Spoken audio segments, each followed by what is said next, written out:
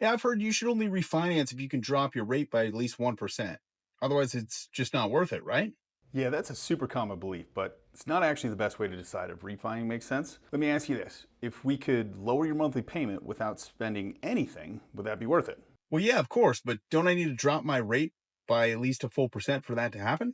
Not necessarily. So let's break down the numbers. Your current payment is $2,800. We could drop your rate by that 1% and we'd save you $200 a month. But let's instead look at only dropping your rate by 0.5% and saving you $100 a month. Okay, but if I'm paying a ton in closing costs, doesn't that wipe out my savings? Exactly. That's why the real question is not how much does my rate drop? It's what do I save compared to what it costs? If the 1% rate reduction costs $6,000 and you save $200 a month, it would take you 30 months or 2.5 years to break even on the refinance. So you don't even save anything until after that. In a market where rates are expected to go down, that might not make sense. But if we can do a no cost refinance where we cover all the actual costs, you start saving $100 instantly. There's no downside. Okay, so even a small rate drop can be worth it as long as I don't have to pay any fees or big costs. Bingo. And if rates drop again later, like we think they will, you can refinance again. The key is thinking in terms of cost versus savings, not just percentages. That break even point is critical. With a zero cost loan, any reduction in rate at all still makes sense.